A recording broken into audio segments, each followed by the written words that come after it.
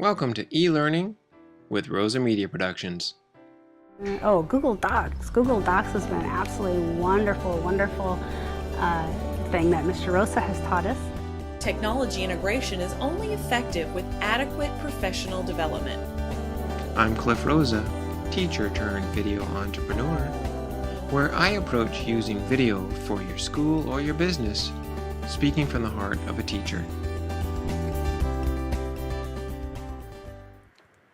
Hello and welcome to the Rosa Media Productions Webcast. This is Cliff Rosa, and I just want to invite you to come on our show today and meet a colleague, Brian Kissell.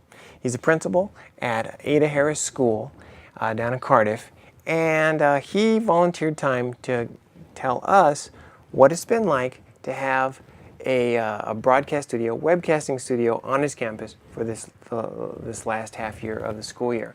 I set it up for him back in December. This is August now, and we get to hear some of his insights on what it's been like to have that at his school. We're going to cut to that interview right now. Our guest today is Brian Kissell. I met Brian in his role as the principal of Ada Harris School in Cardiff-by-the-Sea, California. He started his career in education as a middle school science teacher in Coronado. He is passionate about all learning and is most proud of family. In his free time, Brian enjoys an active life, surfing, swimming, biking, hiking, etc., outside of school, and most importantly, spending time with his wife and children. And Brian, I just say amen to that. I'm definitely a family man myself, so that's why we do what we do, right? That's what's most important. Yeah, right on. So, Brian, welcome to the Rosa Media Productions Webcast. Thank you very much. And so, what I'm actually wanting to talk to you about is, as the principal of a school that has a broadcast system, basically, why were you interested in having a video broadcast system at Ada Harris? Well, I was interested because a couple things. Just one, we have a lot of technology in place, and I wanted to find some relevant ways to put it to use. And I also wanted to find create some opportunities for our students to participate in reporting back out to our student population about the great things going on in our classroom and the learning that was occurring on a day-to-day basis. Okay. Now, has AHSN met those goals, would you say? Absolutely. Last year, under the guidance of Mr. Grisafe, or Mark Grisafe, who is our educational technology teacher, I would say he met and exceeded our goals, and it's just been a really good ride. And we started midway through the year, so we haven't even had an entire year of using this resource. So really looking forward to next year. Yeah. So you talked about highlighting student learning. Kind of what were you picturing there when you talk about highlighting? Well, I wanted a way for students to go into classrooms and capture moments that were occurring with students, doing the work in the classrooms and working with their teachers and working with their peers. And I wanted it to be students who were recognizing it, not just teachers or administrators going around and doing this. It was something that I really wanted the students to take a part in, and it helps to build their pride in what they do, not just with the student news, but what they do back in the classroom, because they see how valuable it is for other students to see it. Well, great. Now, so you mentioned how Mark, Mr. G, took that and ran with it, and in the 4 or 5 months that you had it in place, you really felt like it was meeting those goals. What were the keys to making that successful? Well, I think the first key was just the people in the program. It's Mr. Grisafe just did a phenomenal job. I had enough of an idea of what we wanted to get us started, but he really picked up the ball and ran end zone to end zone with it without a lot of guidance. So he was a very key factor in this success. And then the students who applied and really wanted to be part of this program, and I think my numbers might be off a little bit, but we had about 39 or 40 students who applied for these positions. And they did a full application, and our sixth grade teachers read through it and selected the top individuals to take on this role. And they really bought into it hook, line, and sinker, and took it to heart. So the people made that program most successful, and it really, the equipment was great and functioned just how we needed. But it really comes down to finding the people who will, and the students will definitely rise to the occasion. So if you have an adult with just enough information and knowledge to get it started, the students will definitely take it that extra step. That's great to say, or great to hear, actually, because I actually remember in one of our conversations, I think it was when I was actually there setting up the studio, and you said something along the lines of, well, having the right people in place is key, and it sounds like your experience bore that out. Absolutely. Well, Mark being there, was a linchpin, as it were, and I have a special kind of admiration for those teachers that can enfold and envision students and empower them in such a way that they take ownership. And when a teacher can do that, and like Mark did, it just takes learning and achievement to another level. Yeah, I would absolutely agree with that. Yeah, that is real proud of what Mark did there that way. Now, okay, so you guys actually were the prototype. I refer to Ada Harris as my prototype. That's when I talk to my prototype school. And so what were some areas where the system fell short? And I honestly haven't felt. We had a couple things that we changed with microphones, and we added a teleprompter, but it was just, we figured out ways to enhance what was already there. I don't feel like there were shortcomings. But like I said, we started this kind of midway through the year, so it was definitely, there could be more shortfalls to fall when we have the full year. So ask me again in a year and I might have some better answers or more concrete answers, but right now I don't feel like we had any shortfalls in the system.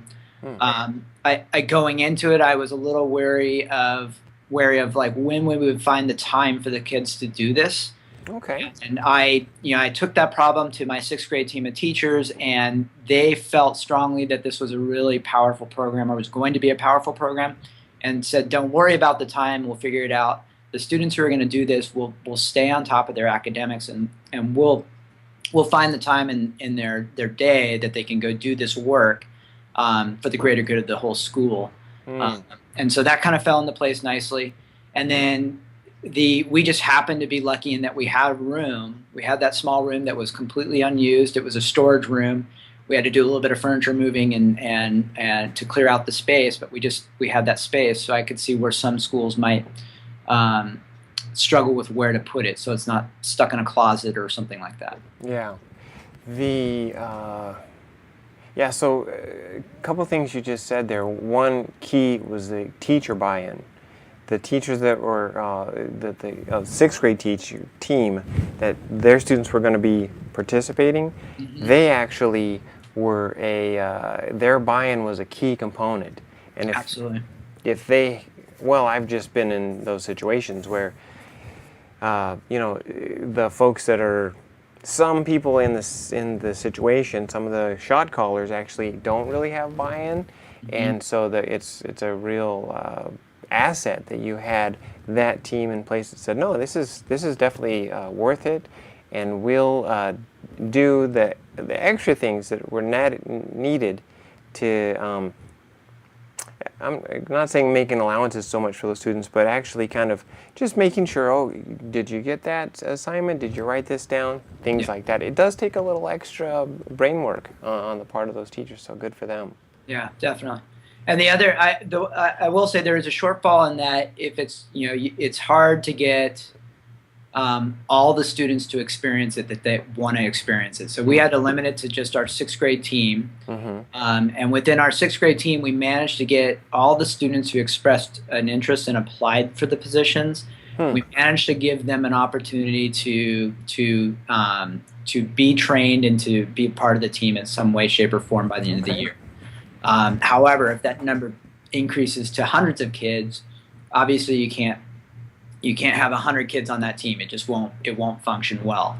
So that is a shortfall in that if you have too many kids interested, it's going to be really difficult to manage. And how do you decide who gets the job, and how do you like what number is a good cutoff where you're not leaving too many kids out? You know what's interesting about that, Brian, is it makes me just think about the democratization of media production that's happened with the advent of higher quality smartphone cameras and easy entry level like iMovie and things like that for editing, and then YouTube, just free content distribution. It's this idea that everyone can play. And there at your school with the Ada Harris Student News, in a sense, you really have created a new sort of shot caller, a new that's a nexus of production and a nexus of access. So, wow, now you did give that opportunity to everyone who expressed an interest, but now you think that it might be more than twice, because conceivably you had a half a year, twice could be a full year, right? And all the kids. But yeah, maybe a lot more kids might want to. Something that might cover that, since you are a one-to-one iPad school, is that you could allow folks, kind of the independents, the indie producers. The students could actually become their own indie producers, right? And they could put together and then submit, could we go ahead and, so you have a channel. So, if they may not be the reporter or whatever, but they could have that that other channel for, another, you guys are just once a week, right? So you could have like a Thursday, independent or student productions or something like that. That's just, it's a different flavor. It doesn't have that news show, but it's just, hey, these were 3 submissions this week. Yeah, that's a great idea. Well, it's I think, encouraging that and giving the outlet for that. You wanna keep cultivating that. Oh yeah, I can do this. I can get in there, especially for those students. So that's great. Yeah. One other thing I will add is that we were able to use that room and the green screen and everything for some other things other than the student news. We actually had our 3rd graders. They changed up their traditional biography report that they would do. And instead of just doing the presentation in front of the class like they typically would do, they actually recorded it. And so it was really a good experience because they're doing it in a room with only a couple other people instead of the whole class. And some of the shyer, less talkative students were really able to find their voice. And then when they were able to watch themselves in front of the rest of the staff, or in front of the rest of the peers, it made a really big impact on their confidence level as they had other times of speaking in front of the class. So it was a nightmare to get all the kids rotated through there, but it was a good use of the time and the space, and it also kind of alleviated that this is a resource for everybody. And the Ada Harris Student News team took the priority, but we were able to utilize other parts of the day to make that work. So, did you end up training additional teachers on the system then, or? No, Mr. Grisafe was the one and only. I remember you gave me that training, and I've promptly forgotten everything you have. So that's why I have to make sure I keep Mark around to make sure that runs well. I'm sure I can remember enough to get things running after some time, but no, he has most of the knowledge in terms of the staff. But as far as students, we probably have like 50 students who have a really good understanding of how to use it already. Which is great. Yeah. I mean, they're a resource. Mark, that sounds like job security. Now he's a young man that's going places, so you're not going to be able to hang on to him forever. I'll tell you that. I have my ways. I'll figure out a way to keep him here. Well, there you go. That's a good ambition, but yeah. So basically, staying through Mark, and he was manning that. I remember when we had installed the initial microphones that I had spec'd out. We were going for cost effective. And how can we get this set up and that will work. I remember those microphones we got. I had used them before, but in a different situation, and they were just full of buzz, and all the electricity with the the lighting just made them pretty much useless. And so I have since researched out and found some better solutions around there, and so I've actually set up with Mark to come out and take a look at what you guys have done. Oh, good. Since then, I'm going to be kind of checking out, and I'm really interested in the teleprompter because Mark made it sound like that was kind of a linchpin piece to kind of get in place and really make the production smoother. So. Yeah, absolutely. And in fact, that came about, I believe, because of we've set it up so that the student body can provide feedback to the student news team through our Schoology application that we use, which is kind of like an educational Facebook. But the broadcast goes out, and students are encouraged to respond with feedback about the broadcast itself, but also they will put up, silly questions like, what was your favorite act in such and such last night, or something like that, and kind of do a tally. But they use that feedback, and one of the things that came back initially on the first few broadcasts is that the students were frustrated that the talent was not looking at the camera and was looking down too much. And so when we got that teleprompter up, suddenly they're sitting up and looking at the camera and performing much better. And then they just got this overwhelming positive response from the students. So that feedback is actually one of the other things that I would say that was made it very successful, in that it got the students used to being, making this visible product or public product, and then being open to the criticism to improve it, which is, I mean, we can't ask for a better 21st century skill than that. So having a producer that's responsive to a feedback mechanism. Yeah. That sounds interestingly enough like the Lean Startup book by Eric Ries. Yep. That is definitely an agile concept. So that's awesome. Great. Okay, so let me see here. Where am I in my questions? Okay, so kind of covered some of the upgrades that you've done to the system. And okay, so this system initially it cost your school about $7,000 altogether for the equipment and paying me for the setup and those kinds of things. Do you feel that was worth that investment, or why or why not? I feel like it was worth it because I certainly couldn't have done this kind of a setup. I don't have the time to do all the research necessary, and I don't have the know-how. I probably could have fumbled through it, but it would have taken me a lot of time. It would have ended up costing me at least the same amount for the equipment, if not more, because I probably would have had to experiment with different things. As principal to other principals who might be watching this, you're not going to have the time to do this. So if you can find the money, you can get from point A to point B and get this up and running a lot sooner by putting that money in the right place.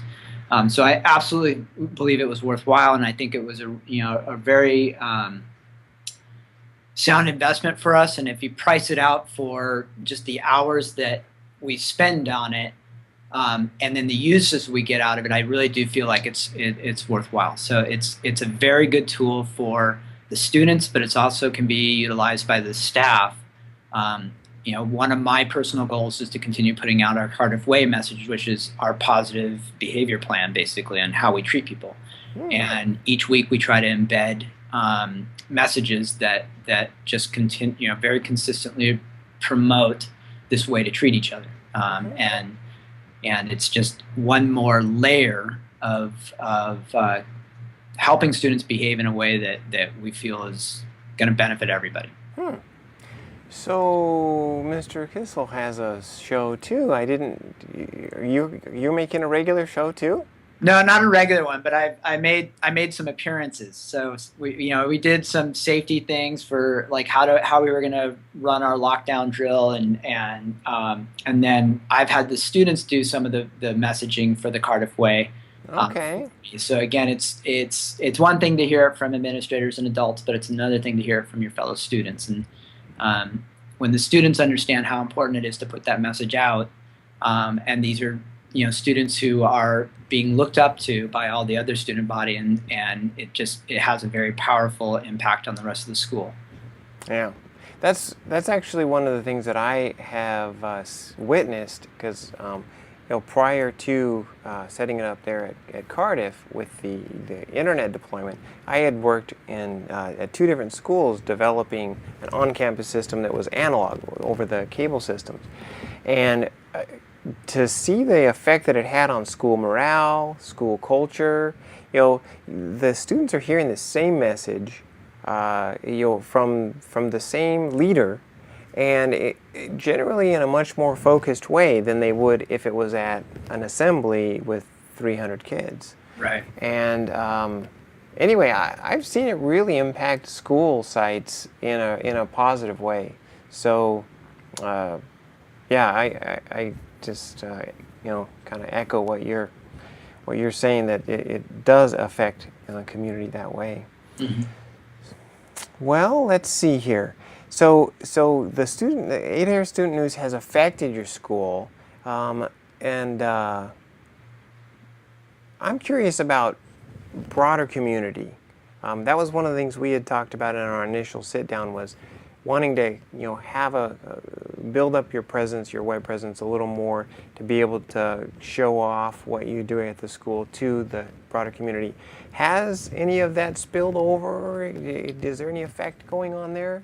It's mostly, I would say it's definitely impacted the school in a really positive way, and we kept our broadcasts fairly well controlled and kept them within our Schoology app, so they weren't just on the World Wide Web for everybody to see. And the reasons, we just want to respect the privacy of, some families would be very uncomfortable with their students' faces being broadcast up there, or names, that kind of thing. So before we just opened it up, we needed to keep it fairly controlled. I think moving forward into next year, we will still maintain that control. So the broader community heard about it through word of mouth, and then also students could easily, because they could take their iPads home, they could easily share the broadcast with their families. So our immediate families, most of them had some exposure to it and were able to see it, and there was a very positive response. So we meet monthly with the Cardiff-by-the-Sea, which is our parent foundation, and when I would talk about it there, I got a lot of just really positive vibes and nods about how fun it was to see the students doing this kind of work. And then the other thing I would add is it really does, it builds the community within the school, in the sense that 3rd grade students have an understanding of, oh, there's some cool things going on in the 5th grade classroom. I can't wait to get to 5th grade. So when you have students who are chomping at the bit to come to school, to go to the other classrooms, and to progress through your school, that something's going really well, and that's the kind of energy that we have. And this tool really helps us kind of show that energy more broadly, and really get more of the students to participate in that energy. Okay. So basically, most of the discussion you've heard as far as the community goes, the parent community, that's really just the students sharing the hidden broadcast directly to their parents and family.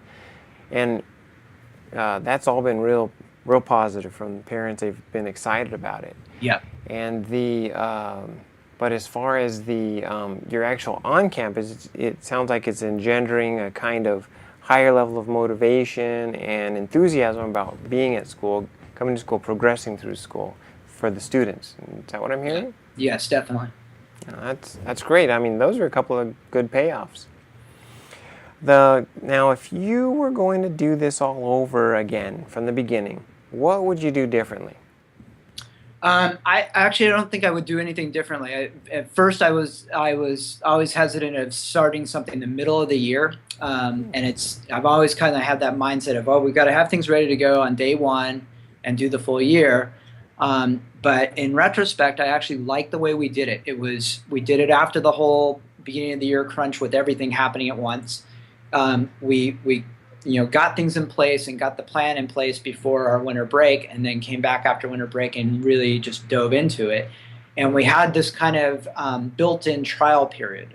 And so you didn't have the the expectations weren't really existent because nobody really knew it was coming, and so it was a really pleasant surprise for all the people involved, and it gave us this time to kind of do trial and error and say what works, what doesn't work, and I think every year here forward will always be a trial and error, and we'll always be tweaking it to make it better. But I really feel like moving into this coming year, we're going to be that it's going to be a really powerful program.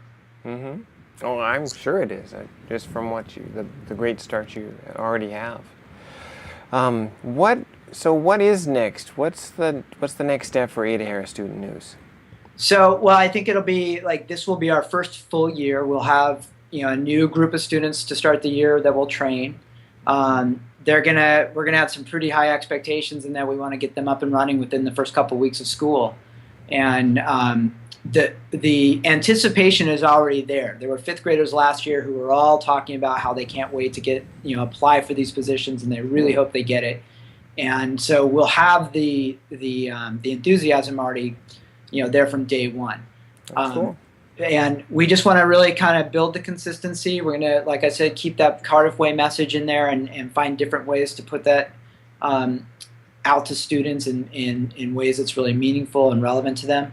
And then I think at some point we will also try to find ways to share this with the broader audience in a way that is not jeopardizing anybody's rights, but for the students who really don't mind putting that broadcast out, or families who don't mind having more people see this, we want to share this with more schools and more of the community beyond our Cardiff-by-the-Sea community. Yeah, I think it would be great if you could navigate those waters. I know that it's just in researching other schools and looking at others, what schools are doing with video broadcasts. A lot of them are available online in different formats, Mm-hmm. but you do want to make sure you have the ducks in the row in terms of the media releases and I'd say appropriate buy-in from the decision makers in the parent community, right? The thought leaders, as it were. And if parents are not comfortable with their child's image going out for whether it's a safety reason or a privacy reason or a religious reason or whatever reason they might have, we respect that. Parent rights are real, and that's absolutely, I would get in line with that. But for a lot of folks, I think they're kind of excited about the idea of their child getting some exposure to creating or even possibly getting to try out that in front of the camera spot. So yeah, I would also say that there is something to the keeping control at first and kind of building the excitement and anticipation before it goes out, because then it's just it almost has like a better impact or just kind of builds the anticipation and makes it more exciting. Interesting. It's curious. Okay, piquing the curiosity, like, oh, we would really like to be privy to that. Oh, interesting. I hadn't thought about that. It's kind of a marketing tip. Good for you, Brian. Okay, so you kind of mentioned this already. What would you tell a principal or a district administrator who was considering investing in an online video broadcast system? Well, the first thing I would say is just don't feel like you have to have the clearest vision or design of this already set up. I mean, if you have just that initial curiosity and you have just a hint of thinking this might work within your culture, I would say try to find the money to do it, and then try to find somebody to do it. There's a really good chance that there's somebody on your staff who is going to be much better at it than you are, and they're probably going to do it in a much better way than you would have ever anticipated. And I don't know if I just got lucky and that's the way it was, but my sense is that that's probably true on just about every campus. I mean, we have just incredibly talented and gifted teachers all over this state, and so I think in every school you have at least one, if not many, teachers who would be able to take on this project and make it a really meaningful thing for your school. And then the other thing I would just say is that $7,000 in some budgets that might seem like a lot, and some it might not seem like much at all. And my guess is that there's a whole range of, you can do something less, you can do something more, depending on what the needs are of your school. And you were very good at guiding us through that process, and I think that was extremely helpful. And just know that there are other ranges, so it doesn't always have to be, you don't have to hit the ball out of the park the first time. You can do it in stages, that kind of thing. And then if you are looking to build relevance to the learning that's happening in your school, this is definitely a tool that will do that. You have your students refining their writing, they're refining their speaking, they are learning to work collaboratively, they are learning how to build a team, and they're doing it in a real life situation that it couldn't be any more relevant to a preteen or teenager than just about anything else we do. So it really is a way to trick them into having a whole lot of fun and learning how to be a really good student, learner, and also just a contributing citizen to our community. Well, I think that last part that you said, you're really hooking into the student motivation and becoming a contributing member. That's powerful. Mm-hmm. So, thanks for sharing that, Brian. Sure. So now, if folks wanted to get more of Brian Kissell, some way to connect with you, your thoughts. Do you have a blog, Twitter feed, anything like that, Brian, that you'd like to share? I do not have a blog yet. I will start using Twitter. I've made a commitment to myself to start using Twitter this year to again, share what we're doing with our parent community and then other educators as well. Mm-hmm. I haven't started it yet. I have my account and everything, but I rarely use it. So, not quite there yet. You do have one. You just haven't really started tweeting yet. Is that what you're saying? Yeah, exactly. I'm not doing the tweeting. I follow people and I've maybe done a handful of tweets in the whole time I've had it, but I have not done the regular tweeting and really putting out what I should be doing with the work that our teachers and students are doing here. So I've made a commitment to do that this year, and I can give my Twitter feed is Brian_Kissell, not really unique. So it's capital B RIAN _ capital KISSELL. Okay. And I look forward to starting to put some information out and some fun things that we're doing here on campus that we'll be linked to the Ada Harris Student News, but also to some other good things we're doing on this campus. And then we do have a website, and we're in the process of updating it, so it's going to be reflective of more of what, I mean, it's a really good website already, and it's kind of been a standalone thing for a while, but it's going to be a little bit more current and reflect what's going on here really soon. So, and that's cardiffschools.com, and I will put an open invitation to any principal or teacher who wants to come see our program. I love to show off our school. If you come here, I would just say let's commit at least a half day and maybe even a full day to walk around this campus, because there's a lot to see. And I like to talk about everything going on here, and you will have a lot of questions, and you will be very curious and interested to see what's going on here. So if you have the time to come by and you are interested in seeing this program in action, just let me know. And that's a very generous offer, Brian. I appreciate that. Sure. And wow, that sounds like, really throwing out the welcome mat. Thank you. So let me just make sure I got that right. At Brian_Kissell that's your Twitter, right? Yeah. And then the web site for the school is cardiffschools.com, right? Correct. Cardiff Schools with an S, cardiffschools.com. Okay, I will be adding those to the webcast show notes, so folks can get those easily. And you can add my email to that as well, so that'll be fun too. Oh, okay. I have that. Yeah. So, well, Brian, I appreciate you taking time to do this interview today, and I'm hoping to see you face to face here in the next month or so. Okay. Get down there when connect with Mark around the studio again. So, anyway, I just wish you well, and of course Ada Harris well, and I just thanks for meeting with me today. No problem. It was my pleasure. Thank you very much. All right. Well, I will catch you next time. Okay. Take care. All right. Well, thank you, Brian, for taking the time to meet with us today. That was great. You know what? I took some notes. I just want to share these with you, or really more as a reminder, kind of summing up here. A couple things that Brian said. Finding the right person will leverage the tool, leverage the technology. Somebody that's got a vision, somebody that's got a passion for making whatever program you have happen, that person is going to put feet on it and make it happen.